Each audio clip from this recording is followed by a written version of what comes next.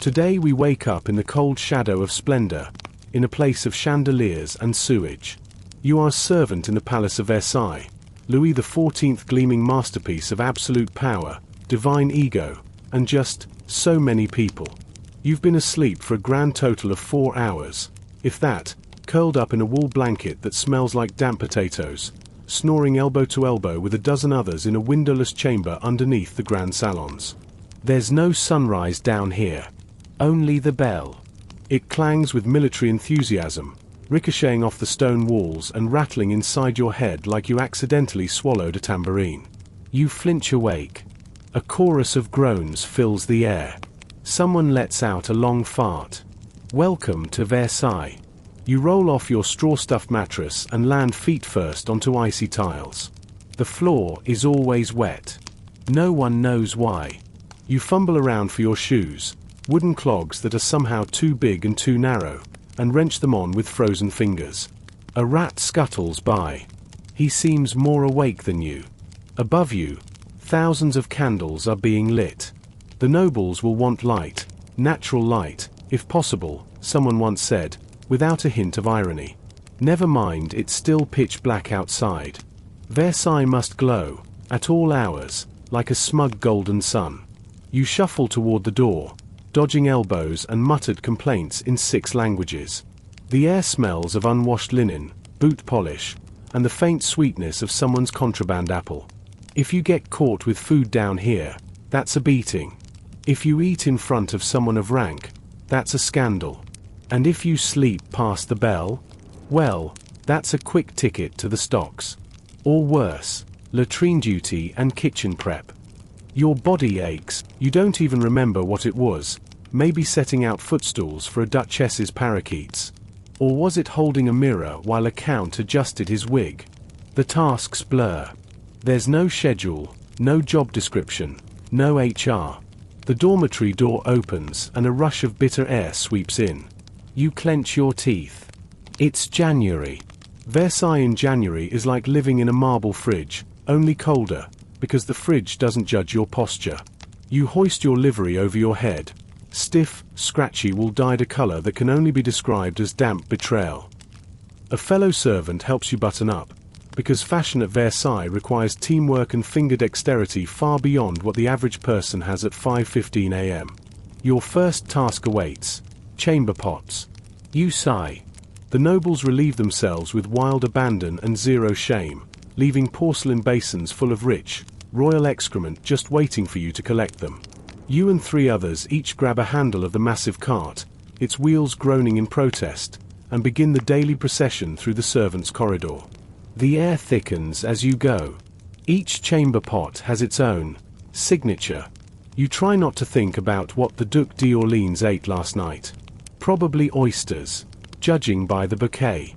The hallway is narrow, your clogs clack against the stone, and you squeeze past other half-dressed servants carrying wigs, towels, and one man with an entire roasted boar on a silver platter. Why? No one asks. Versailles has no logic, only demands. You trudge up a back staircase, the smell intensifying. 1 chamber pot sloshes. You physically gag. One of your companions mutters a curse in Breton. Another starts reciting the Lord's Prayer. You all press on. By the time you reach the discreet servant's entrance to the royal apartments, your arms ache, your back screams, and your eyes water from the fumes. You knock once, sharply, and the footman inside opens the door just wide enough to let the cart pass. The nobles must never see this process. Waste is supposed to vanish by magic, like hunger or sadness. As you retreat, one of the maids leans in close and whispers, "I heard Madame de Maintenon's dog got a velvet cushion." You both blink at each other, digesting the injustice. You've had the same pillow since the war. Which war? You're not sure. The one in your spine. Your second task is cleaning a corridor floor before the nobles rise. Simple, right? Except the corridor in question is the Hall of Mirrors, a jewel of French Baroque excess and easily the coldest, draftiest space in Europe. The mirrors themselves? 357 panels of shimmering, judgmental glass, each of which must be wiped by hand, without streaks, while ducking around early rising courtiers who pace dramatically in their nightgowns, muttering monologues to themselves. But that's not for right now. Right now, you descend once again, your hands numb and your stomach already growling. You have another cart to collect, this one loaded with linens that need boiling. You pass the chapel where the king will hear mass soon. He's probably still asleep in his velvet cocoon, curled in 14 layers of embroidery, dreaming of war, taxes, or cheese. You, meanwhile, nearly trip over a wine cask on the servant stairs. The man carrying it curses. You recognize him, Jacques, kitchen porter. He's been awake since midnight. You exchange nods. No words. Just the universal language of the doomed. And then, your first glimpse of sun. A golden sliver cuts through a high window. You pause and let it warm your face for one glorious second. And then it's gone, snatched by the clouds. Your day has only just begun. The chamber pot cart is barely emptied before you're rerouted. A supervisor, powdered and purse-lipped, points a cane toward a new set of doors and mutters the dreaded phrase, "Pot service." Again. You want to protest, perhaps invent a sudden leg infection, but think better of it. At Versailles, excuses are like roaches, plentiful, unwelcome, and promptly squashed. You find yourself in the North Wing, where the lesser nobility reside. This means more pots, but slightly smaller ones. A minor blessing. The hallway reeks of perfume, stale wine, and yesterday's secrets. You push the fresh cart forward, the wheels wobbling and squealing like they, too, hate their lives. You knock softly on the first door. No answer. You open it anyway. The room is a clutter of lace, feathers, and discarded slippers. A viscountess lies snoring on a velvet chaise, one leg flopped off the side, her powdered wig askew like a startled hedgehog. Her chamber pot sits brazenly in the center of the room. You fetch it quickly, averting your eyes from the contents, which resemble something that has both lived and died recently. This is your life now, a collector of porcelain secrets. Each pot tells a story. You try not to read them. In the next chamber, a baron is still awake. You freeze, hand on the pot, as he lifts one eyebrow from his velvet cushions. "You there," he drawls. "What's your name again?" You're not sure if he's asking seriously or simply bored. You give a small bow and reply, "N, my lord." It's not your real name, but it doesn't matter. He nods vaguely. You have a competent posture, Etienne. I like that. He turns away and mutters something about plebeian shoulders before drifting off mid-sentence. You lift his chamber pot with a reverence you definitely don't feel, and back out of the room. The odor follows. Back in the hallway, you pass a fellow servant hauling laundry who hisses, "Careful on floor 6, the Marquis had a situation." That's all he says. No elaboration. You adjust your grip on the cart and press onward, wary. The next room proves the warning accurate. You open the door and immediately regret it. A damp heat slaps your face like a wet glove. The chamber pot overflows. You freeze, considering your options. Burn it down? Run away? Start a new life as a stable boy? Instead, you take a deep breath, through your mouth, and get to work. The palace has no plumbing. That means you are the plumbing. Each pot must be hauled by hand down the back stairs and dumped into the designated cesspit, a giant, steaming pool of noble waste hidden behind a screen of hedges. You head there now, your cart sloshing and your clogs skidding dangerously on the slick flagstones. You reach the pit and wait your turn. A line of fellow servants stares into the middle distance, trying not to inhale. One girl hums a lullaby under her breath. Another chews on a sprig of mint for self-defense. You nod solemnly, join the queue, and dump your share when the time comes. Back inside, you find that someone has borrowed your linen cloth and left you with a much smaller, suspiciously damp one. You sigh and push on. Now comes the second round, replacing the chamber pots. Each room gets a fresh, empty one, gleaming porcelain with little painted cherubs or gold trim, Because why not make waste luxurious? You stack them like fragile cakes on a side cart and begin your second lap of the hallway. You place each pot with a care that borders on mockery. One slightly tips over and clinks against the floor. You freeze. No one stirs. You breathe. In one chamber, you interrupt a valet attempting to steal a wig. You both lock eyes for a moment, then go about your business as if nothing happened. Versailles teaches you that most crimes, if performed discreetly enough, are actually traditions. Finally, you reach the end of the hall. The last room is different. Richer. Gilded panels. Tapestries thick as mattresses. You recognize the insignia above the door. This is a favorite of the king's cousin, a woman known for throwing entire oranges at a footman when annoyed. You knock. Nothing. You open slowly.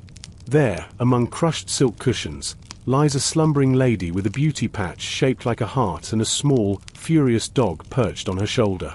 The dog growls. You hold your breath. The lady does not stir.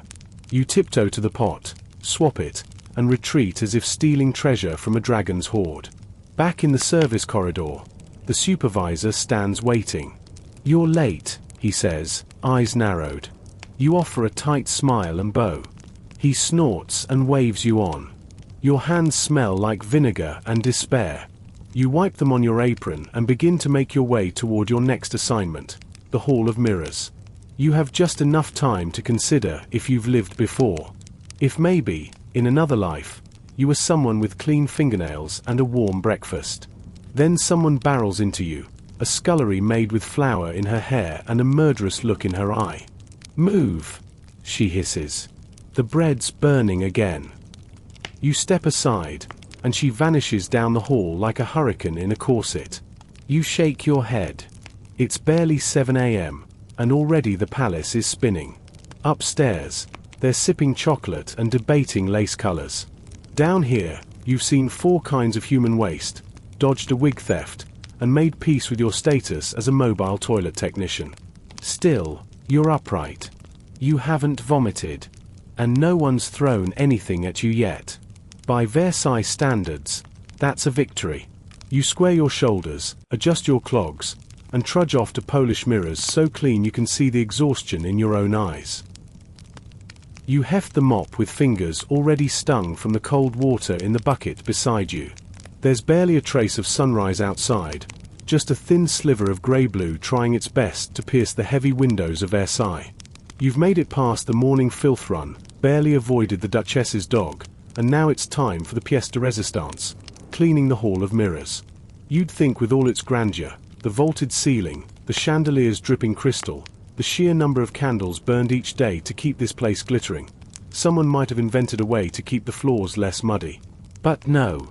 Mud from noble boots, paw prints from the king's prized hunting dogs, and the occasional accident from a sickly courtesan who was too proud to faint anywhere but dramatically in public. This is your territory. You drag your bucket behind you with a wooden squeal, every echo bouncing back tenfold. The Hall of Mirrors isn't just big, it's a sound trap. Every shuffle of your foot, every drop of mop water hitting marble, is amplified. There's no hiding here. No slipping into shadow like you might in the servant corridors.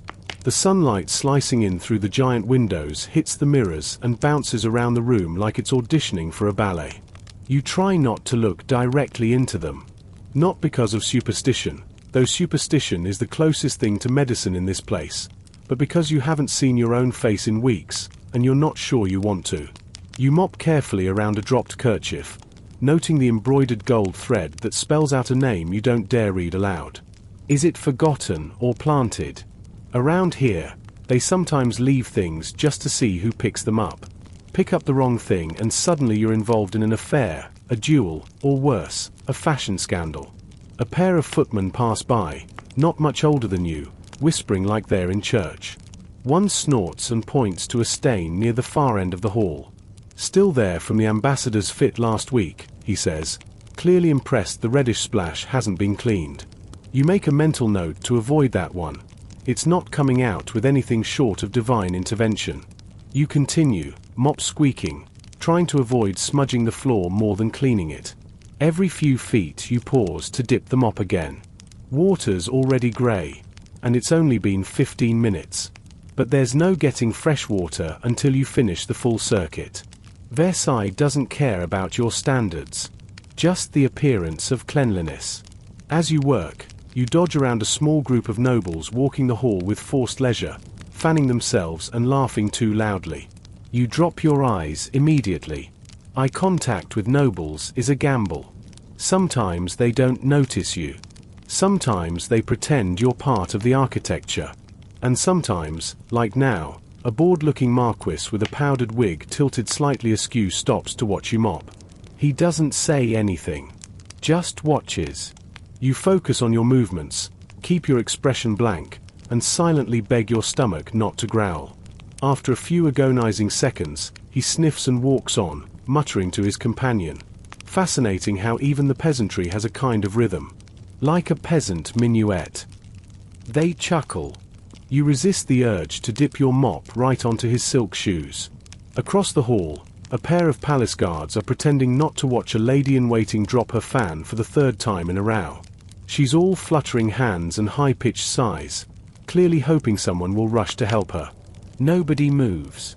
The fan lies there, lonely and ignored, until she finally gives up and picks it up herself with a theatrical huff. A ripple of amusement goes through the mirrored corridor. You press your mop down harder. This place is a theater, and everyone is performing. Even you. By now, the stink of candle wax and damp marble has settled into your lungs.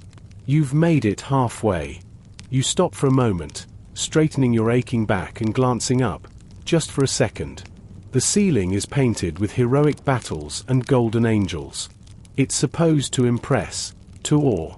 But to you, all that splendor just means one more thing to dust. Footsteps echo behind you.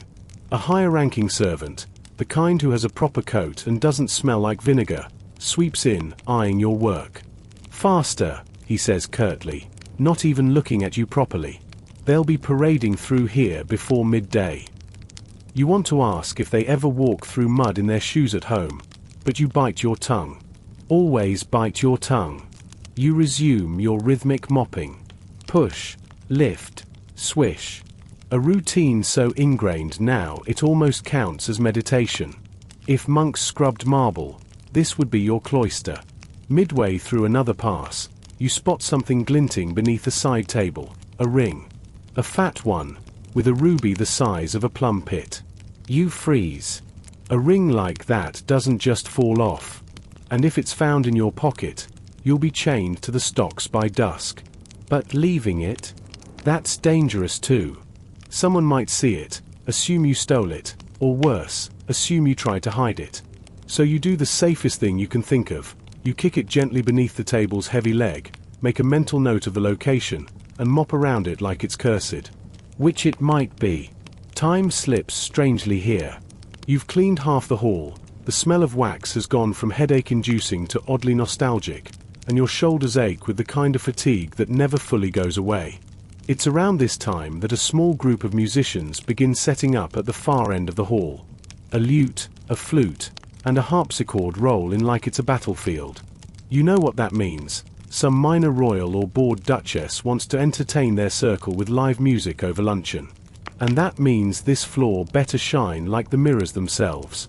You give the last few feet an extra scrub, ignoring the sting in your palms. A few more nobles arrive. One is weeping quietly while a friend consoles her. You catch only a bit, something about a letter, and a betrayal, and an ill-timed wig powdering. You mop around them with the detachment of a ghost, careful not to interrupt. Because here, tragedy and comedy are performed in the same space. And you're the scenery crew. As you finish your section and drag the bucket back to the servant's stair, you cast one last glance at the mirrors. In them, the nobles glide like phantoms, the chandeliers dance above them, and your own reflection, smudged, hunched, fading, slides by like a shadow beneath it all. Just the way Versailles likes it. You're only halfway to the servants' passage when disaster strikes in the form of powdered perfection. "Stop!" comes a shrill, high-born voice. You freeze. That tone doesn't belong to someone who works for a living. You turn slowly, bucket in hand, mop dripping mournfully onto your worn shoes. A lady, no older than 30, though it's hard to tell beneath all the rice powder, is standing behind you, flanked by 2 hovering maids. Her fan snaps shut like a guillotine. "You walked in front of me," she declares. "Ah, that's the crime of the morning." You blink, unsure if she's speaking to you or accusing you in general. You hadn't even noticed her. That, of course, is its own offense. You don't walk in front of a marquise unless you're presenting her a gift, an apology, or news of her rival's death, she continues, one gloved finger tapping her chin in mock thought. Which of those were you offering? You open your mouth. Nothing useful comes out.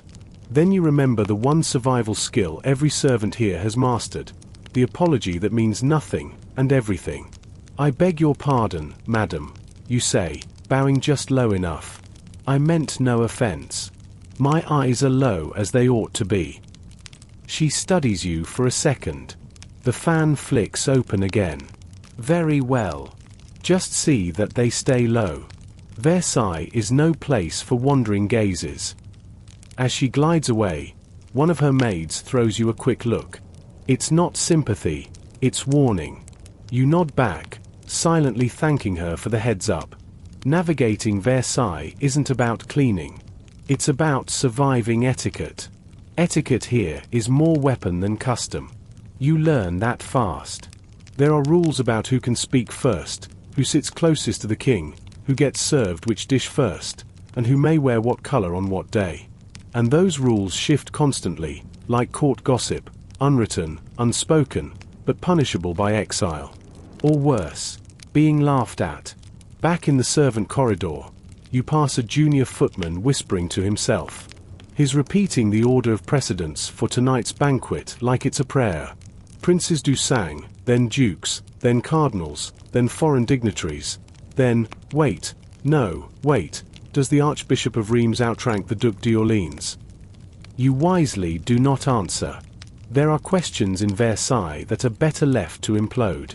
You've learned the hard way that etiquette applies even to those of your station. Speak too soon, touch the wrong object, sit in the wrong chair, even a chair meant for a lesser noble's dog, and you'll be sent packing. Or whipped. Or worse, forced to apologize in public, which is only slightly more humiliating than being hanged. The most dangerous place of all? The corridors outside the Queen's apartments. You pass through on your way to the laundry cellar and nearly trip over a group of ladies-in-waiting playing some elaborate game involving ribbons, a lemon, and a lot of judgment. One catches sight of you and calls out, "You there, who taught you to curtsy?" You hadn't curtsied. You hadn't even stopped. But again, Versailles has its own reality. You stop, curtsy, badly, of course, and brace for the giggles. "You looked like a sack of turnips collapsing," one girl says, fanning herself in delight. Another adds, "Perhaps a donkey being lowered into a well." You smile politely. It's the safest move. The Queen's ladies are famous for cruelty wrapped in lace. Say the wrong thing, and you'll be cleaning privies until your grandchild is born. As you scurry off, one of them murmurs, "Poor thing. No dignity at all. But the posture is almost charming." You nearly bump into an older valet exiting the Queen's salon. He grabs your arm and hisses, "Mind your corners. You nearly brushed Madame de Sévigné's train. She'd have had your ears sewn shut." You're not sure if that's a metaphor. You don't ask. Later, as you help dress a low-ranking baroness for her midday promenade, she gives you a full lecture on glove etiquette. Apparently, to show one's bare hands before noon is an act of intimacy bordering on scandal. Unless, of course, you're milking a goat, in which case, go right ahead. You smile, nod, and do not mention the calluses on your own bare fingers. Your hands are invisible here, as they should be. You also learn never to walk on patterned carpet unless invited, never to speak when a door is halfway open, and never to drink from a goblet unless you're certain it wasn't left behind by someone above you in rank, especially if it's been seasoned with tinctures or love potions. Oh, and never ask where a noble's husband or wife is. The answer is always complicated, embarrassing, or behind that curtain. Your biggest faux pas of the day comes in the form of a sneeze. Just one. A tiny one. But you're passing between two dining salons, and apparently, the Duchesse d'Ormont believes sneezing spreads melancholia.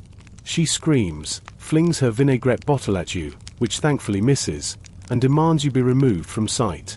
You're banished to the wine cellar for 2 hours. Honestly, it's a blessing. Cool, quiet, dark, like a sensory deprivation chamber, only with more spiders and expired brandy. There's no escaping etiquette in Versailles. Even when you're invisible, you're expected to follow rules as if you, too, might be summoned to court at any moment.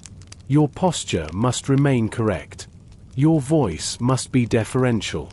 Your face must never reveal the truth, which is that you're tired, underfed, and one mistake away from being flogged with a riding crop dipped in lavender oil. As evening creeps closer, so does the king's next appearance.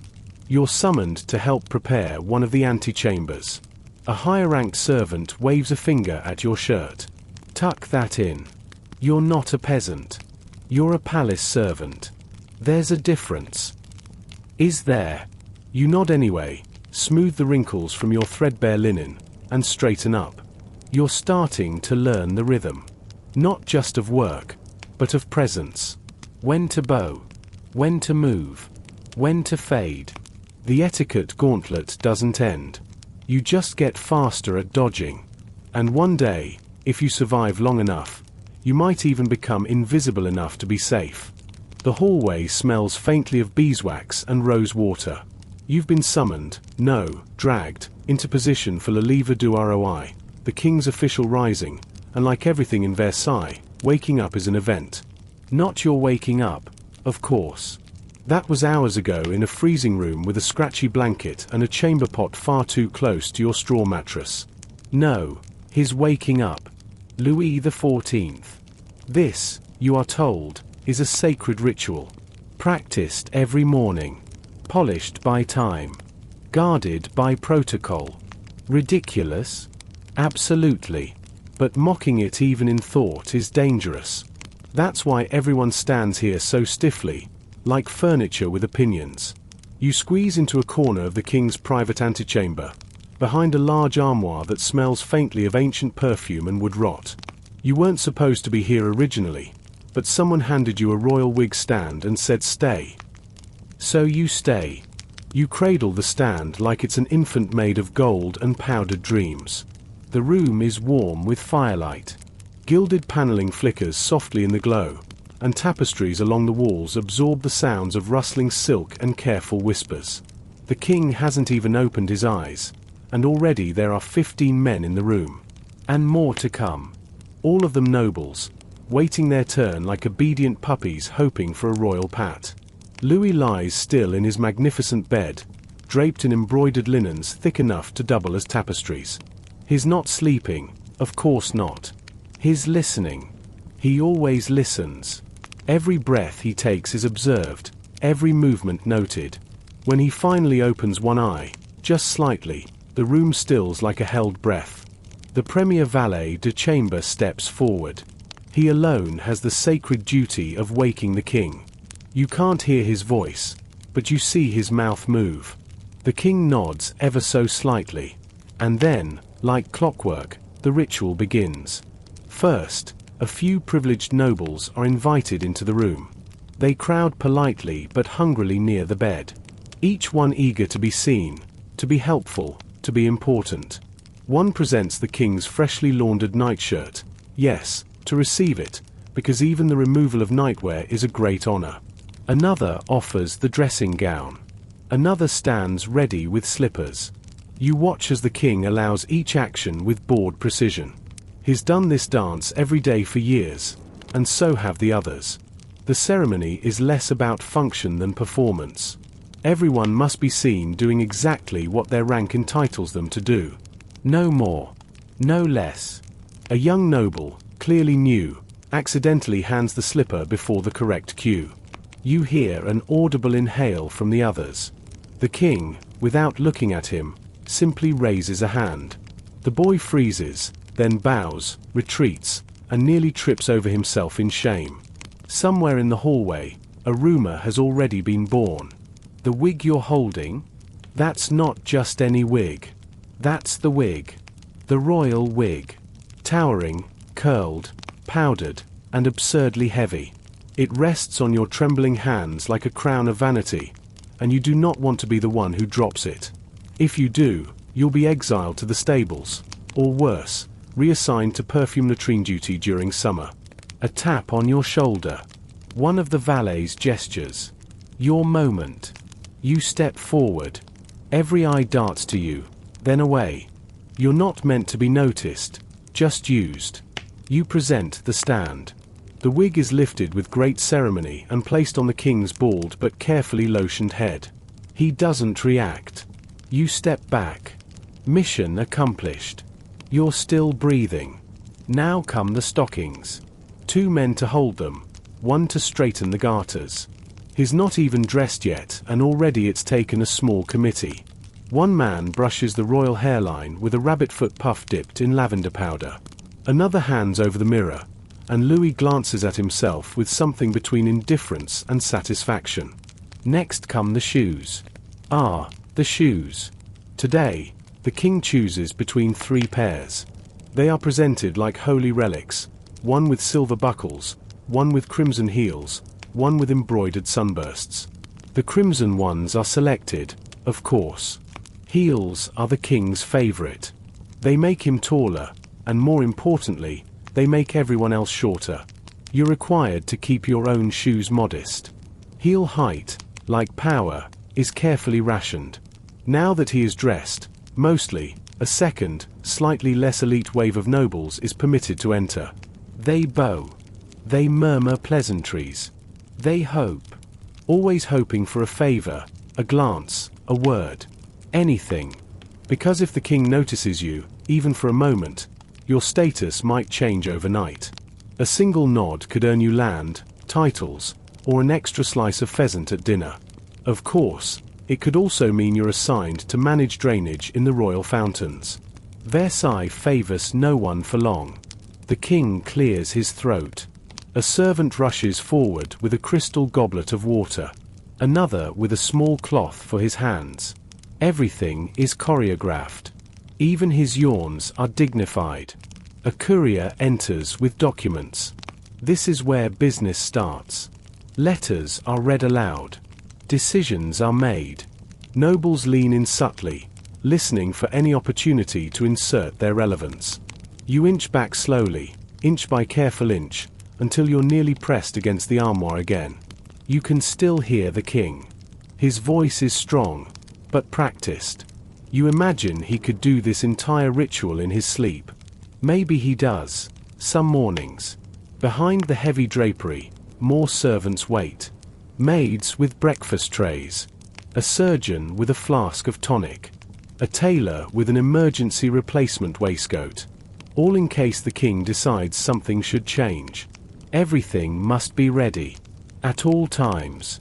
And just when you think the ceremony might be winding down, it starts again with a different set of nobles. This is the grand lever, the second, larger ceremony where the less favored nobles are granted entry and the royal body, now mostly dressed, is shown like a prized painting. You slip out before then. You've done your part. Back in the hallway, your fingers still smell faintly of wig powder. You're sweating from nerves, but freezing from the drafts. Your heartbeat is loud in your ears. You survived the king's morning. Barely. Behind you, the door closes softly. The next act of the royal day is underway, and you're left once again to vanish into the palace like mist. No one thanks you. No one notices. But you exist, somewhere between the velvet and the marble. You are part of Versailles now.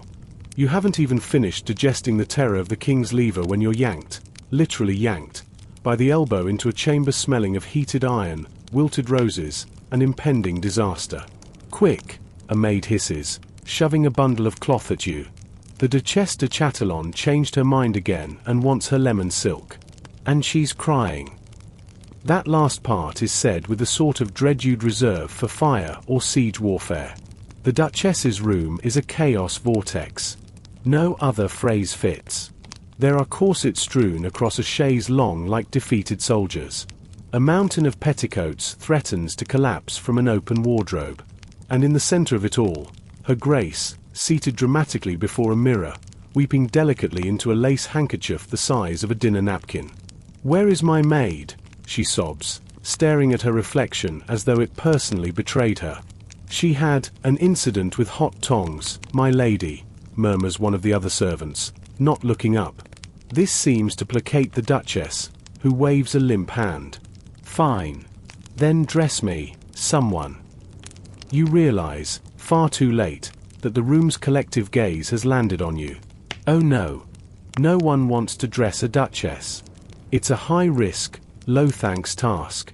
Get the lacing wrong, tug the wrong ribbon, or wrinkle the wrong skirt, and you might as well start walking toward the countryside with your shoes in your hands. Still, the moment stretches, and no one else moves. You step forward with the resigned air of someone accepting their fate at the gallows. First come the stockings, which must be rolled delicately up porcelain-pale legs and fastened with ribbon garters. She complains they're too tight, then too loose, then too blue. They are, in fact, white. You nod sympathetically. "Yes, my lady." Next, the corset. It's an elaborate, bone-stiffened monstrosity that looks more like siege architecture than underwear. Lacing it is a two-person job. You manage it solo, somehow, pulling the strings like a sailor reefing a sail in a storm. "Too tight," she gasps, dramatically clutching the side of her dressing chair. "Too loose," she says a moment later, sniffing. "You're trying to sabotage me, aren't you?" You pause. This is a test. You nod again and say, "Only if I'm being paid by the Comtesse de Maintenon." That earns you a scandalized look, and then a giggle. "You're funny," she says, blinking back tears. You breathe again. Not because you're safe, but because you're not being screamed at. Yet. Now the gown itself. Lemon silk, embroidered with gold thread, and heavier than a newborn goat. Getting her into it requires precision and prayer. The sleeves are narrow, the neckline wide, and every fold has a pre-approved drape. 1 inch off, and she'll look provincial, which in Versailles is the equivalent of social death. You adjust the fall of the overskirt, gently puff out the side panniers, and wait as she studies herself in the mirror like she's judging a rival. "My décolletage looks earnest," she mutters. You consider the phrase, decide it's not a compliment, an offer. Would you prefer, compelling? She lights up. "Yes. Much better. Fetch the rouge." You don't know which pot is rouge and which is lip stain, so you hand her both and pray. She dabs delicately, smears once, then glares at herself. "You do it," she declares, thrusting the puff at you. Oh no. Applying makeup to a noble's face is like painting a live, angry statue. You hold your breath and pat her cheeks with trembling fingers. Powder floats in the air like dandelion fluff. Rouge follows. Then kohl. She doesn't flinch, she judges. Each dab, each stroke, becomes a referendum on your worth as a human being. She finally says. "Passable. For a peasant." You smile faintly. "High praise, my lady." "Don't get comfortable," she snaps. "Now where is my fan?" "No, not the ostrich plume. The ivory one. The one that says, 'I am untouchable and yet tragically misunderstood.'" You scramble. There are no less than 9 fans splayed across a dressing table, each one somehow conveying a different emotion. You find the ivory one and present it like a relic. She accepts it with the casual majesty of someone who hasn't buttoned her own shoes in 15 years. A commotion outside signals her carriage is ready for the gardens. She stands, lets herself be admired by the other maids, and then turns to you. "I suppose I won't dismiss you today." A pause. "You may walk behind me for the first 15 steps. I find I like the way you avoid eye contact." High praise. Indeed. She sweeps from the room in a rustle of citrus fabric and dangerously balanced wig. You follow, counting your steps and avoiding her perfume cloud, which smells like lilies and potential lawsuits. Outside in the corridor, other noblewomen drift past like swans on silk-covered legs. Each one attended by servants, some loyal, some terrified, all perpetually adjusting hems and hairpieces. There's a man with a box of ribbons on standby. Another holds a silver comb that probably costs more than your entire family earns in a year. One poor girl is dragging a hoop skirt bigger than a small boat behind a duchess who hasn't acknowledged her existence since 1682. You duck out after the 15th step and return to the duchess's chamber to put everything back where it belongs. Which is to say, where it was before she threw it across the room in despair this morning. You hang corsets. You fold undergarments that could double as sails. You brush powder off the chair cushions and wipe a smudge of rouge from the mirror. You even pick up a note she dropped. It's a half-written letter to someone named M. The ink is smudged with what might be tears, or wine, or lemon sauce. It reads, "You never loved me, but I will make you regret that." You fold it and leave it where she'll find it. You understand something new now. The nobility may glitter, but they're cracked underneath. These women wear masks made of silk, but they're no less trapped than you, just gilded differently. Their dignity is pinned in place by stays and court gossip. Their worth hangs on how precisely they can weaponize a glance. And still, they cry alone in mirrors. Just like anyone. Back in the hallway, someone rushes past with an urgent whisper. The kitchens are boiling over. You sigh. No time to reflect. Just time to run. You descend into the belly of the palace, where gold and marble give way to soot and sweat. The grand chandeliers above don't shine down here. Only flickering lanterns and open flames light the passageways, and everything smells like burnt onion, boiling stock, and panic. Welcome to the royal kitchens. The heat hits you like a slap, thick, oily, and relentless. It wraps around your skin, clings to your clothes, and immediately soaks your linen shirt in sweat. Pots clang, knives thud, and someone is already shouting about the sauce. There's always someone shouting about the sauce. The kitchen is a stone cavern of organized chaos. There are at least 50 people working in concert, or colliding, in a space barely large enough to swing a ladle. Fire roars in massive hearths where spits turn entire boars slowly, their skin blistering and popping. Flames lick up the sides of copper pans as sauces are stirred, reduced, and rescued from disaster on a minute-by-minute basis. You dodge a boy carrying a bucket of eels. You think it's a bucket of eels. One of them hisses at you, possibly in Latin. You. Someone bellows. A sweaty man with a neck like a ham and a chef's cap askew points at you with a wooden spoon like he's about to duel you. You point at yourself, hopeful he means the other servant covered in flour. He does not. You're the one from the Duchess's chamber. You nod. Mistake. Congratulations, he sneers. You've just been promoted to sauce duty. Take over for Louis Philippe before he ruins the bechamel again. And just like that, you are thrust into the front lines of culinary war. Your station is a battered iron stove stacked with pots in varying states of crisis. Louis Philippe, a panicked teenager, doesn't even wait for a handoff. He throws you the ladle and runs. You grab the pot handle with a towel, peer inside, and see what appears to be boiling milk and possibly despair. Stir clockwise. A woman hisses from behind a vat of stewing pears. And never let it boil. Too late. Tiny bubbles are already forming at the edges. You yank the pot off the flame and begin to stir as if your life depends on it. Because frankly, it might. Versailles doesn't serve food. Versailles serves performance. Every dish is part of the show, an edible manifestation of French supremacy. If the sauce breaks, it's not just a ruined lunch, it's a diplomatic insult. There are ambassadors dining upstairs. After all, the fate of alliances may hinge on whether the soufflé holds. You stir. You sweat. You pray to the culinary gods. Then add a pinch of nutmeg because someone nearby muttered it under their breath and it sounded wise. From the far corner, a roast explodes. Not metaphorically, literally.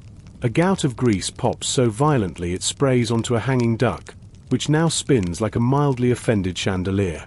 A kitchen boy runs past with a tray of pastries teetering like a sugar-based Jenga tower. In the fish station, someone is weeping quietly. No one seems surprised. You spot a footman dashing through with a scroll of orders, dodging flaming pans and overturned bowls. He doesn't break stride. These people are battle-hardened. They've seen things. One cook has a burn scar shaped like a pheasant. Another has a limp from a creme brulee incident no one dares discuss. Amid the cacophony, a bell rings, 3 times. Everyone freezes. That's the warning. The first service is due in 15 minutes. And that means chaos levels are about to double. The head chef, Monsieur Bluin, storms through the kitchen with a clipboard and murder in his eyes. He's a terrifying man, with flour dusted on his front like war paint and a cleaver tucked into his belt like a threat. He inspects the racks of dishes ready for plating, barking critiques like cannon fire. This terrine is weeping. Why is it weeping? Why does this pastry look like it lost a duel? Who garnished this pheasant like a drunk hedgehog? You pray he doesn't look at your sauce. He does. He leans in, sniffs, dips a pinky in, and tastes it slowly, like he's deciding your fate. It'll pass, he grunts, already turning. You sag in relief. The pearwoman gives you a nod of approval. Trays are now being assembled with the speed and precision of a military campaign. Gilded plates, crystal bowls, silver cutlery, all polished within an inch of their lives. Food is arranged like sculpture. One wrong placement of a sprig and you've failed Versailles. You're assigned to carry a tray. A large one. The kind that bends your knees and makes your shoulders scream. It's piled with lark's tongues, mushroom tarts, and a tower of asparagus arranged in unnatural ways. You're instructed to breathe diagonally, whatever that means, so as not to fog up the glass dome cover. You begin the trek up from the kitchens to the royal dining wing, several floors of stairs and corridors where you must not, under any circumstances, be seen panting. Nobility can smell fatigue. It makes them uncomfortable. Halfway up, you're joined by 3 other servers. Together, you move in silent synchronization, like a strange culinary ballet. The hallway is quieter now. Gilded doors loom at the end. The king will dine soon. His household, some 10,000 nobles, staff, and leeches, must eat after. But his plate is first. His satisfaction ripples downward like heat from a flame. You glimpse the dining room. You won't go in. That's for the elite valets. But you can see enough. A long table covered in damask, candlesticks tall as children, and crystal goblets catching the light like stars. You deliver your tray to a waiting footman and retreat. Back in the kitchen, the next wave begins. A different sauce. A different panic. Someone's dropped a tray of glazed carrots. A man is desperately trying to repair a pastry swan's neck with sugar glue. You return to your station, now filled with new pots. New smells. Your hands are burned, your back aches, and your ears ring from shouting, but something strange happens. You find a rhythm. Stir. Taste. Add. Pass. Pivot. Dodge. Duck. Stir again. It's not peace, exactly. But there's motion. Purpose. You're invisible here, but needed. The nobles upstairs don't know your name, but their stomachs rely on your silence. And that might be enough. Well, that and not letting the bechamel boil. The king is eating, which means everyone else is about to eat, or try to. Feeding Versailles is not a meal. It's a military operation involving over 100 servants, 50 cooks, dozens of runners, and a seemingly infinite supply of confusion. And guess what? You're on tray duty again. You're not carrying food to the king himself. That's for the elite silver-liveried servants called the officiers de bouche. You're in the next wave, delivering meals to everyone else. Nobles, nobles' wives, mistresses, important mistresses, people pretending to be important mistresses, and at least 3 ambassadors you'll accidentally insult with a spilled gravy boat later. You line up with the other food runners in a wide corridor that smells of roasting meat and fresh-cut herbs, except underneath it all lingers the unmistakable scent of feet. Nobles may be perfumed like gardens, but 10,000 bodies in one building? Let's just say Versailles never invested in proper ventilation. Your tray today is punishing. Gilded silver.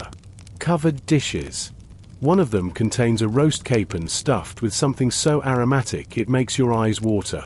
There's also a tureen of veloute that sloshes with every step, and a pyramid of candied chestnuts dusted in powdered sugar and existential dread. The weight makes your elbows tremble. A steward, sharp-nosed and terrifying, squints at your tray, then at a long scroll. This is for Madame de Fontanges. West Gallery. Go. And don't let the veloute separate. No pressure. The halls are packed now. Everyone's moving. Guests, valets, footmen, ladies-in-waiting, assorted decorative people. You dodge around a nobleman complaining loudly about the texture of his napkin while his footman nods as if he's discussing military tactics. A pair of spaniels yap at your ankles. Someone nearly knocks you sideways with an ivory fan. Versailles at mealtime is a crush of silk, sweat, and etiquette. You're supposed to glide.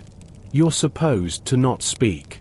You're supposed to know which rooms to enter and which to simply pause outside and bow. You forget all of this immediately as a courtier spins directly into your path, twirling for a friend to admire his new jacket, and nearly launches your entire tray onto a priceless tapestry. You save it. Barely. A single candied chestnut escapes and hits the floor with a delicate plink. You let it go. No one will miss it. You hope. At last, you find Madame de Fontanges. She's reclining in a chair so absurdly ornate it looks like it was designed to host state visits. Her hair is stacked in curls nearly a foot high, pinned with fake birds, real pearls, and possibly 2 entire desserts. You place the tray before her on a lacquered table, lift each dish with shaking hands, and arrange them just so. She glances at the food. She does not glance at you. That'll be all, she says, already turning to gossip with a friend about a duchess who ate pâté twice in one sitting. You bow and back away without turning your back. Never turn your back. Even to someone who thinks your name is probably Boy. You return to the kitchens. More trays await. You repeat the process. Again. And again. And again.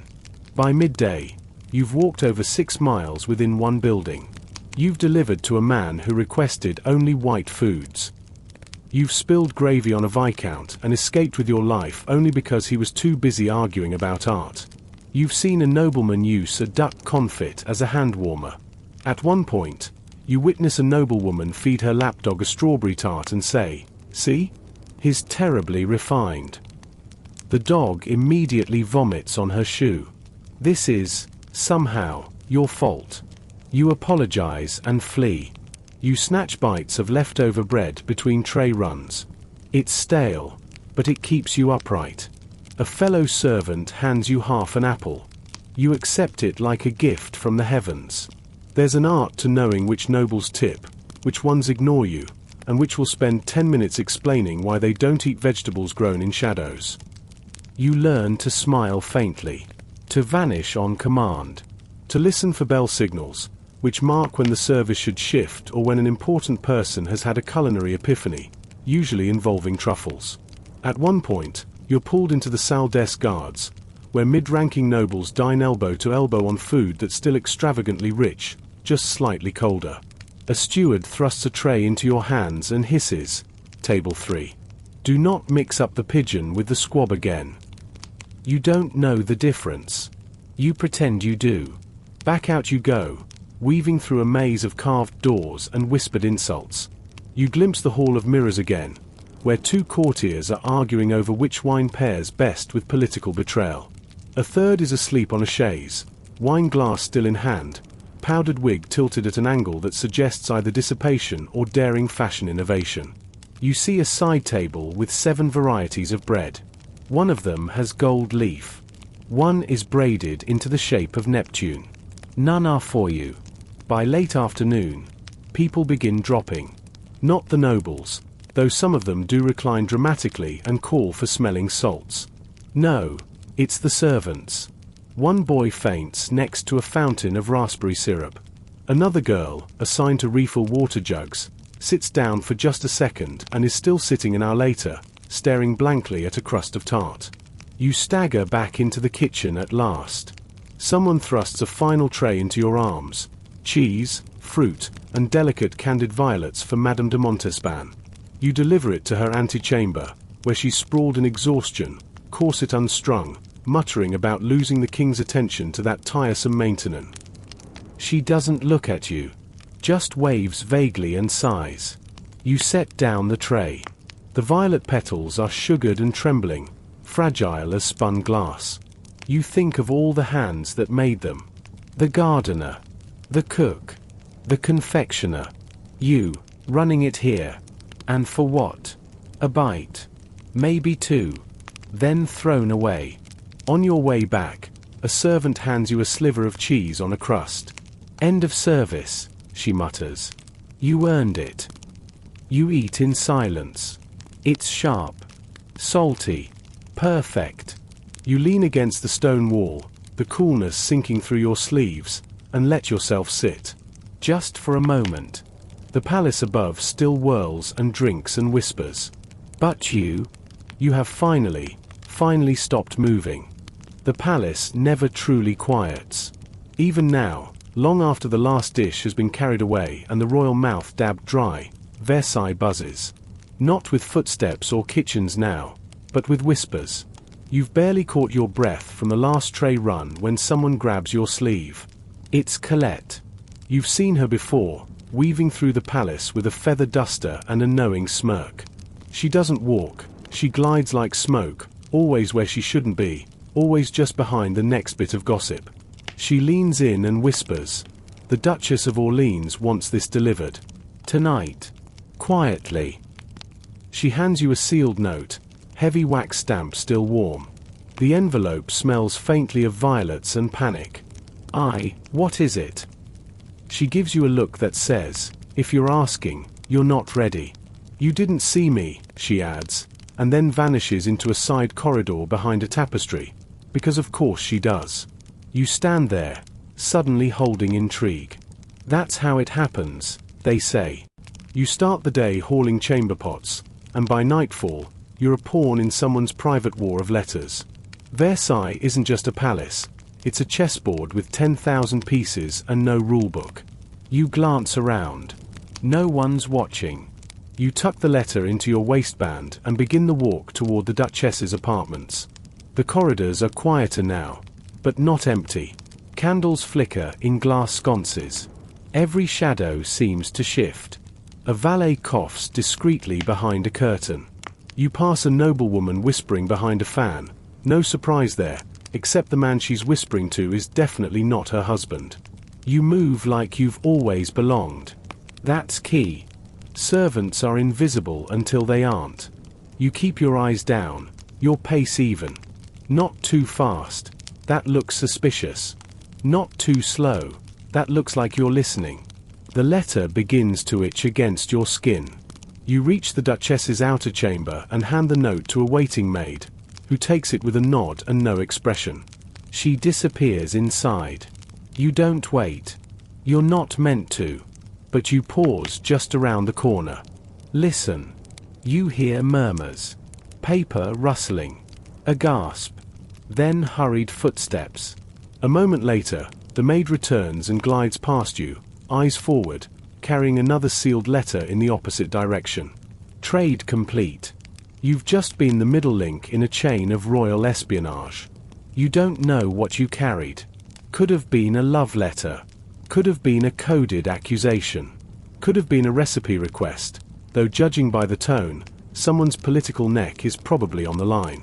And now you know that. Which means you're part of the web. Lucky you. Versailles, your learning, isn't run by the king. Not really. It's run by whispers. Notes passed under fans. Glances exchanged across mirrors. A raised eyebrow from the wrong person can start a scandal that ripples for weeks. Colette finds you again later in the linen corridor. She's balancing a silver tray and a smirk. "Careful," she says, "you're getting popular." You arch an eyebrow. Word is, you're discreet. You don't talk. Nobles love that. You assure her you weren't planning on chatting about secret letters over supper.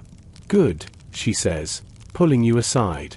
"Because the Marquise de Villeroy saw you leaving the Duchess's apartments, and now she wants you to deliver something. I'd say congratulations. But..." She trails off and lets you imagine the list of horrible endings that sentence could contain. You're given another note. Different seal. Smells like oranges and threat. This one must go to the stables. To a coach driver. Discreetly. Which, of course, means through the garden. Because nothing says secrecy like a midnight stroll past 200 sculpted hedges and 3 fountains shaped like Greek gods in compromising positions. It's damp. You step carefully, avoiding the gravel paths where moonlight exposes everything. A nightingale calls. You curse softly as your shoe squelches into mud. Above you, in the palace windows, you see silhouettes of nobles gliding past candlelight. Ball gowns, wigs, shadows dancing behind silk curtains. You reach the stables. A sleepy coachman takes the note, grunts, tucks it under his coat. Doesn't thank you. You're learning fast. In Versailles, the fewer words spoken, the more powerful the message. On your way back, you take a moment near the orangery. It's quiet, perfumed faintly with citrus and wet stone. You sit on a bench, just for a second. Then you hear it. 2 voices. Close. You freeze. And if she does read it aloud at supper, she'll ruin him. That's the point. A rustle of silk. A hissed laugh. You stay absolutely still. Your back is to the hedge, hidden. You recognize one voice.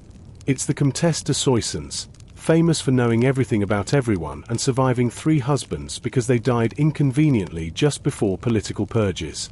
They walk past. You see only the hem of a gown, the glint of a jeweled shoe. You hold your breath until they're gone. Then, just to be safe, you sit another minute. You watch the stars. They don't care who's winning at court. They don't care about scandals, poisoned wine, or whether your last message delivered a death sentence or a dinner invitation. It's oddly calming. You head back into the palace. In the hallway outside the Salon of Hercules, you pass a group of footmen gossiping in low tones. "Did you hear? Madame de Noailles caught her husband with a chambermaid." "No. She was the chambermaid." You try not to smile. Later, as you fold linens in the servants' passage, you find a note hidden under a pile. No name. Just an initial. Inside, a sketch of a man in a periwig being throttled by a turkey. You blink. Then you laugh. Maybe not everything in Versailles is dangerous. Some of it is just very, very strange. But still. You tuck the sketch away. Who knows, maybe one day, someone will want to know what really happened behind the mirrors. And if they ask, well, you'll know exactly what to whisper. You've been running since before sunrise. Your hands ache from polishing, your back from bending, and your feet from existing. You've dodged nobles, survived sources, and been the unwilling courier of aristocratic secrets. Surely now, you can rest? Not quite. But you can pretend to. You slip outside, past a half-open servant's door near the Queen's staircase. The marble gives way to cobblestone, and then, finally, to grass. The formal gardens stretch before you like a painting brought to life. Sculpted hedges, perfectly aligned trees, and fountains that perform water ballets more often than most ballerinas. The air is a shock, cool, fresh, a little earthy. No powdered wigs. No candle smoke. Just green. It's like stepping into another country. You trudge along the grandeur, pretending not to limp. Your shoes, designed for durability rather than comfort, squish softly with each step, thanks to the puddle you stepped in earlier during your garden espionage moment. Your socks, still damp, still miserable, but you've stopped caring. You pass by one of the Apollo fountains. Gold horses rear from the water, and you swear one of them is judging you. You find a bench, stone, weather-stained, blessedly unoccupied. You sit. You breathe. Your bones make a sound like an old ship settling in a storm. The sun slants low now, gilding everything with the kind of warm glow that painters spend entire lifetimes chasing. Even the palace behind you seems softer, like its harsh angles have decided to relax for a bit. You close your eyes. The sounds are different out here. Not silent, but cleaner. Birds. The occasional snap of a twig. A gardener somewhere humming a tune with no words. You could almost forget where you are, if not for the fact that a peacock just strutted past you with more confidence than most dukes. He stops. Stares. Screeches. You flinch. He seems offended. Right, carry on then, you mutter. It does. Possibly to report you to someone. You glance to your left. A statue of Diana the Huntress watches from her marble perch. She's surrounded by smaller animal statues, one of which appears to be a dog mid-sneeze. Court art is strange like that. Some pieces cost more than a village, and others feel like someone lost a bet. You stretch your legs and try to lie back, just for a moment. Your head rests against the cool stone. Your eyelids begin to drift down. Oi! You jolt upright. It's Cherry, a scullion you've seen elbow deep in fish guts more times than you care to count. He plops beside you, groaning as he does. Trying to nap upright, he asks. Trying not to die, you reply. Same thing, in this place. He offers you a crust of bread. You accept it wordlessly. You sit together, chewing in companionable silence. He's got flour in his hair and something red, beetroot or blood, on his sleeve. You hear about the comte who fainted at lunch. No. Thought his sauce was poisoned. Turned out he just hadn't eaten a vegetable in 3 years. Body revolted. You snort. Silence again. Then, you ever think of leaving? Cherry asks, almost too quietly. You chew. Swallow. Every day. He nods. But where would we go? The city? Join the army? Starve with dignity? You both laugh. It's not a happy laugh, but it's the kind that keeps you upright. I heard about a girl, you say, who pretended to be a boy and joined the musicians' troupe. Toured Italy. Was she any good? No idea. But she got out. Cherry leans back, balancing his heel on the edge of the bench. Bet she doesn't miss soup duty. The peacock returns. This time with 2 friends. They start circling. I think they want tribute, you whisper. Cherry tosses a crumb. One snatches it mid-air. The others glare. This is how we die, he says. But they waddle away, unimpressed. The sun's almost gone now. Lamps are being lit in the palace windows. You hear faint strains of music, probably another impromptu soiree, because if there's anything Versailles has in infinite supply, it's parties and passive aggression. You stand. Everything hurts. Cherry groans as he rises too. Back to it, you ask. He shrugs. Until we collapse or get promoted. To what? No idea. Something with fewer geese. You part ways, weaving back toward the servants' entrance. You take a longer path, passing the Bosque des Rocailles, twisting stonework and trickling water, lit by the last rays of the day. You remember when you first saw the gardens, wide-eyed and breathless. How magical it all seemed. Now, you know every hidden corner, every shortcut, every patch of hedges that doubles as a noble's secret makeout spot. The gardens are beautiful, yes, but they're also full of secrets, like everything else in Versailles. As you near the back corridor, you hear hushed voices again. This time, it's a lady's maid and a valet arguing about stolen lace. Don't lie to me, Bernard. That trim was Brussels. You duck your head and pass by. Back inside, everything feels louder. The walls seem closer. The scent of wax and perfume replaces the crisp garden air. You miss it already. But there's no time for longing. You're late for your next assignment. Something about costumes and powder, you think. You'll find out when someone yells your name. Still, those few minutes outside, they were yours. Unrecorded, ungilded, unsurveilled. And in Versailles, that makes them rarer than rubies. You barely make it 2 steps down the corridor before a harried-looking woman in a slightly crooked powdered wig blocks your path. There you are, she hisses, grabbing your wrist like she's preventing a diplomatic incident. We've lost a footman. I need someone to help with the theater. You're about to protest, about to say you've been running since dawn, about how peacocks now recognize you as one of their own. But then you hear the word theater, and your brain short-circuits with a strange, guilty thrill. Versailles has its own theater. Of course it does. Gilded, velvet-draped, and just as fake as everything else in the palace. But the performances? Oh, they are real.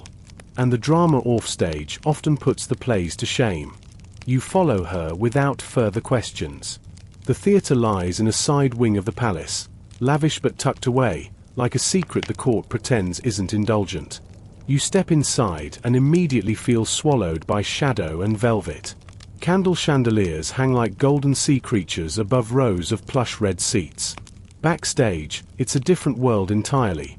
Organized chaos and panic wrapped in lace.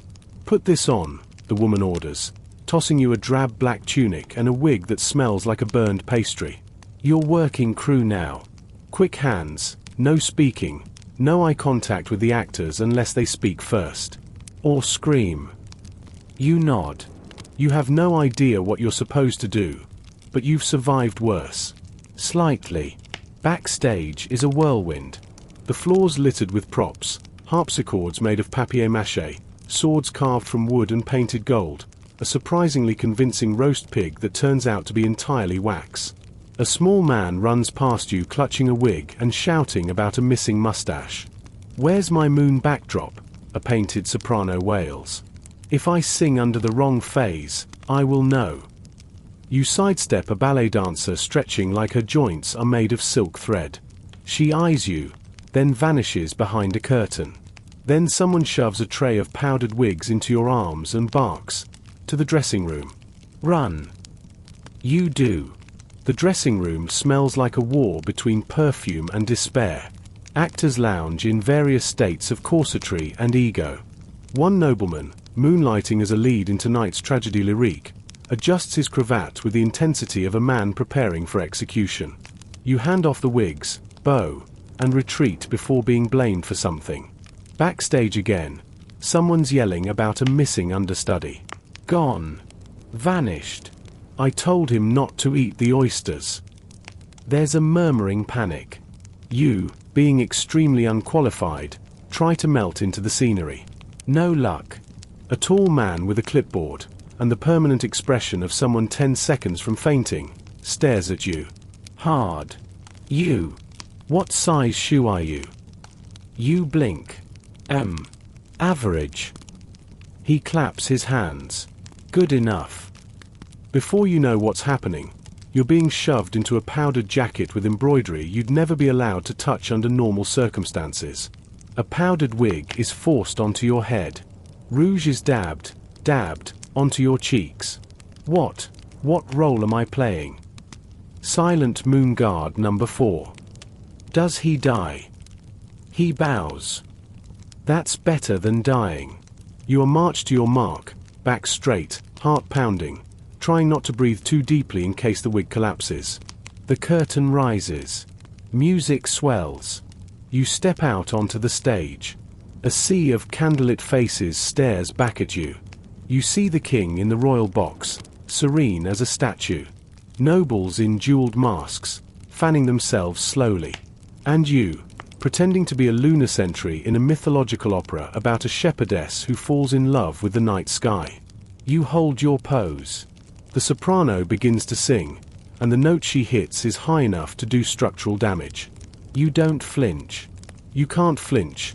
Your job is to be the moon's guard, not the moon's emotionally available ex-boyfriend. The scene swirls around you, twirling dancers, clouds on wheels, thunder effects from backstage courtesy of a footman with a sheet of tin. At one point, a painted sheep is pushed onstage. It promptly falls over. Someone hisses, "Keep going." Eventually, you bow, awkwardly, knees creaking, and shuffle off stage, heart thudding like a timpani. You don't die. No one notices your existence. Which, here, means success. Backstage again, the panic winds down. Actors laugh, champagne appears from nowhere, and the missing understudy reappears, pale and clutching his stomach. "Did it go well?" someone asks. "The sheep died," another replies. Dramatic. You're handed a damp cloth and told to help clean rouge off wigs. Just like that, you're back to servant duties. The magic flickers and fades like stage smoke. You sit on a stool, dabbing pink grease from someone's powdered curls. The soprano passes you, winks, and says, "Nice knees, moon guard." You're unsure how to respond. Later, while sweeping up feathers and crushed prop roses, you overhear snippets of backstage gossip. "Did you hear? Madame de Soubise slipped out during Act 2 with the Marquis de Rohan. In full costume. She said it was part of the performance." A noblewoman stumbles past you, slightly tipsy, murmuring, "I was the night sky once. In Naples." The audience wept. You nod politely. The stagehands chat around you, a brotherhood of paint-splattered ghosts. One nudges you. "First time. Is it that obvious?" "Only a little. You kept your knees locked too hard. That's a dead giveaway." "I was worried about fainting."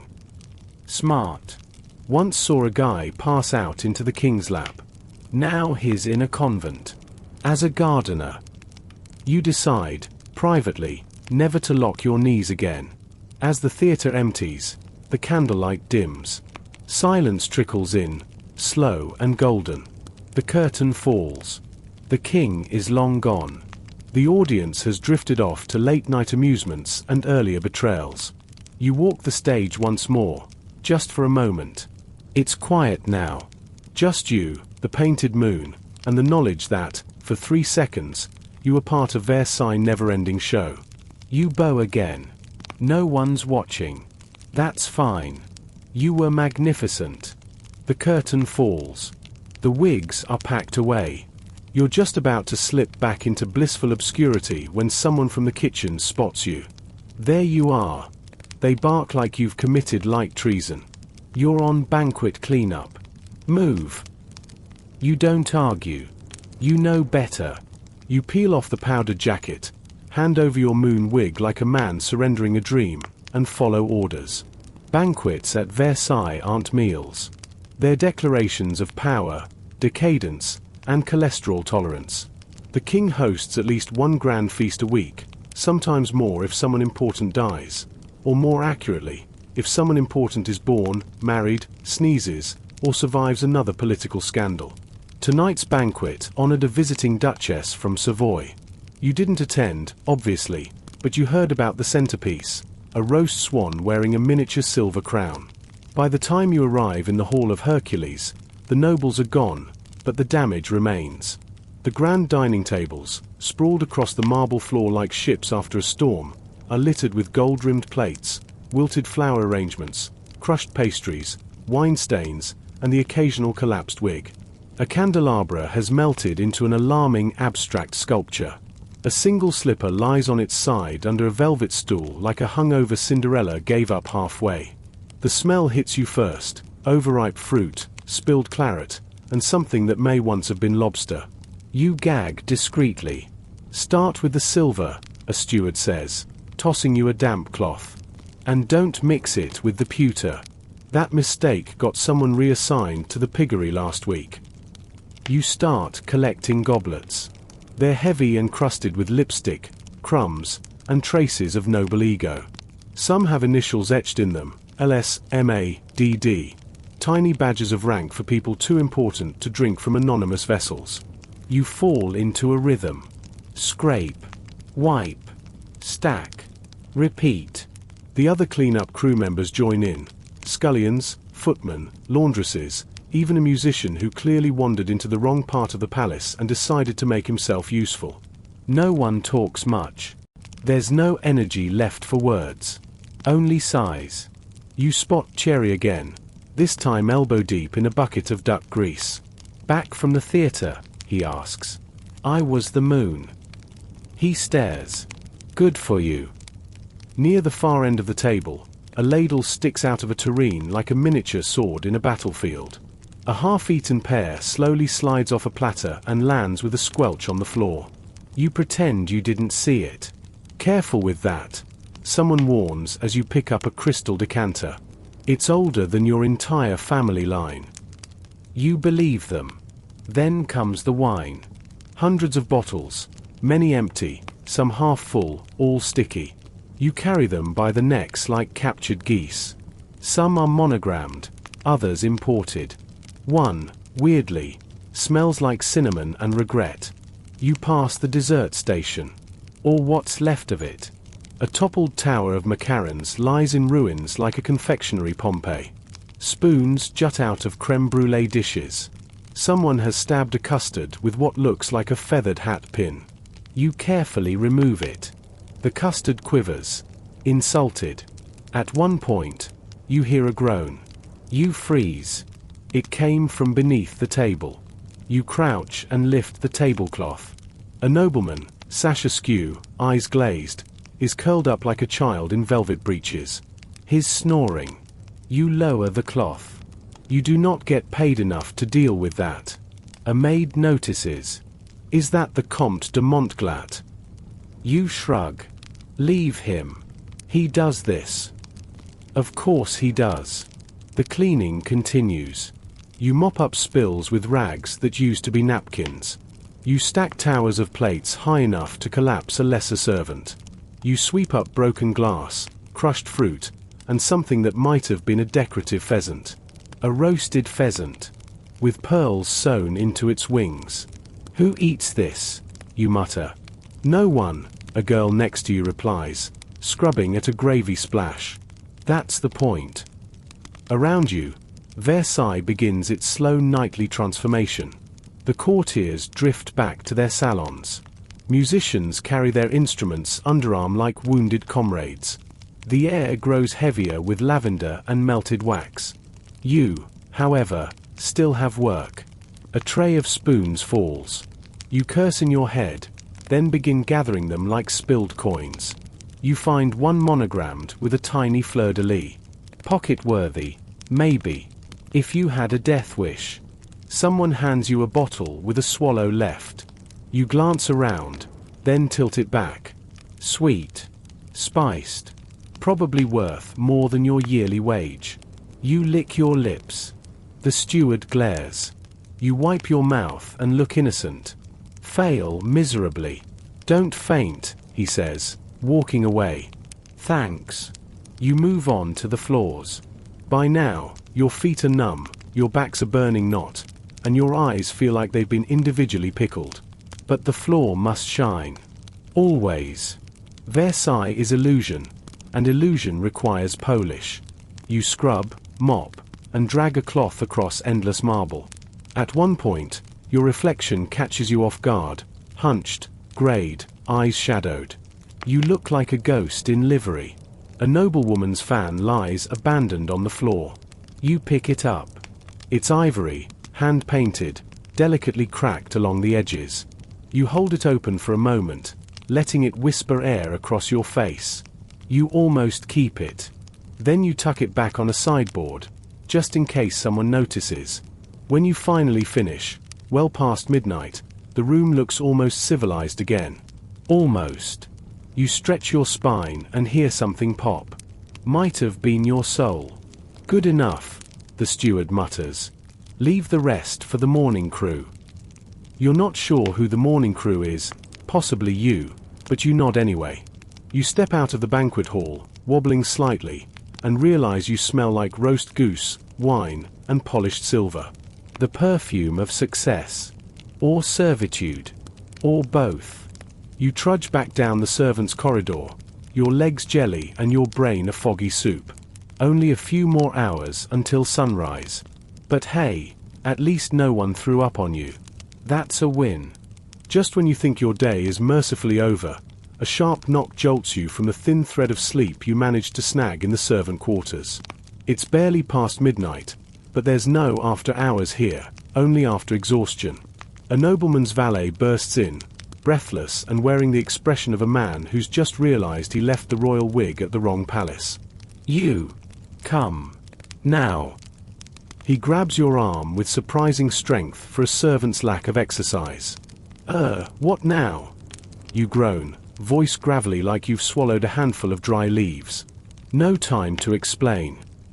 He shoves a list into your hands. His Excellency the Marquis requires, urgently, the silver chamber pot from the Dauphin's wing, a fresh box of scented gloves, and the cheese platter replenished. You stare. The cheese platter. Yes, you idiot. You're not paid to question. Move. You stumble to your feet, trading your worn shoes for something slightly less holy. You glance around the servant dormitory, catching a few familiar faces, some buried in straw, others whispering like conspirators.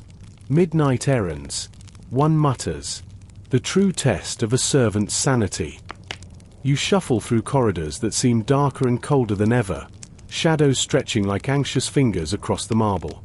The palace feels alien at night, its usual grandeur twisted into something quieter, stranger. The endless chandeliers look like stars, but too close, like you might bump your head if you reach up. First stop, the Dauphin's wing. You creep past gilded doors and portraits of ancestors who stare with imperious disapproval. You find the chamber pot, a porcelain throne adorned with royal crests and probably some sort of curse. You wrestle it free from its hiding spot, trying not to think about where it's been. Next, scented gloves. You navigate a maze of tapestries and servants' corridors, finally arriving at the laundry. The gloves are wrapped in fine linen, smelling faintly of lavender and ambition. You tuck them carefully under your arm, aware that dropping them would mean, well, you're not sure, but you're pretty sure it'd be bad. Last on the list, the cheese platter. Now this is an art form. Cheese at Versailles isn't just food, it's a statement. A wedge of camembert might as well be a diplomatic gift, and a slice of roquefort could cause a minor scandal if served improperly. You find the kitchens, still glowing from the day's chaos but now eerily quiet except for the occasional scuttle of rats and a distant, suspicious creak. A cook appears, startled. Who's disturbing my peace at this hour? You flash your note. He sighs. You're lucky I'm feeling charitable tonight. Follow me. The cheese platter is surprisingly elaborate. Rows of tiny wheels, slivers of rare imports, even a small pyramid of aged gruyere. You carefully replace the cheeses with fresh ones, mindful of the delicate balance between too much and not enough. As you work, you hear footsteps echoing nearby. A shadow passes by, a masked noble with a cloak too heavy for the summer. You hold your breath until they disappear. The night feels thick with secrets. On your way back, you pass through the grand gallery, the long hall of mirrors. Your reflection stretches and twists alongside the countless others, all flickering candlelight and whispered intrigues. You realize the palace never truly sleeps. There are always eyes watching, always errands to run, always someone pulling strings in the shadows. By the time you return to the servant quarters, clutching your spoils like a warrior's prize, your legs are trembling and your mind is swimming. But the nobleman's valet nods approvingly. Good. You did not fail. You don't feel triumphant. You feel like a ghost in a gilded cage, endlessly running errands in the maze of Versailles. Yet somehow, despite the exhaustion, you can't shake the strange allure. The palace might be a beast, But it's your beast. And for better or worse, you belong to it. You collapse back onto your straw mattress, the muffled sounds of distant music and whispered laughter lulling you towards sleep. The night outside remains alive with whispers, promises, and the faint, haunting echo of footsteps. And tomorrow? Tomorrow is another endless day in the labyrinth.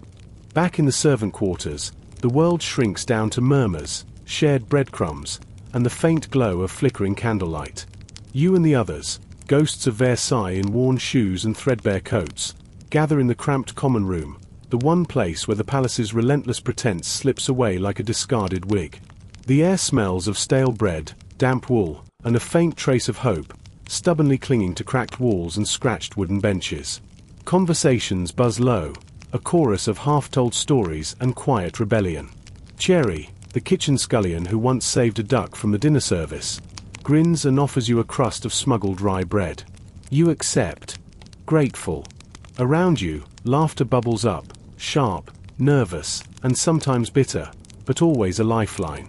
You listen as a laundress recounts how she hid a tiny painted portrait in her apron for a week before risking the guards to deliver it to a secret lover. A footman swears he saw Madame de Maintenon slip out of the king's chambers clutching a mysterious letter. No one believes him, but they listen anyway. You share your own story, the night you became Moonguard number 4 and survived. They laugh, the sound lightening the heavy air. Here, beneath the palace's glittering surface, the servants share a hidden kingdom. There's no courtly etiquette, no whispered intrigues for power, just survival, small victories, and fleeting moments of kindness. They trade tips on avoiding the king's dreaded inspection, swap recipes for watery stew that tastes like freedom, and dream aloud of days beyond these gilded walls. You feel something rare, belonging. But the truth lingers beneath the warmth. The palace's pulse never stops. Every secret shared here is a gamble. Every smile could mask betrayal. Yet, for now, you let yourself relax. Let your shoulders drop for the first time in hours.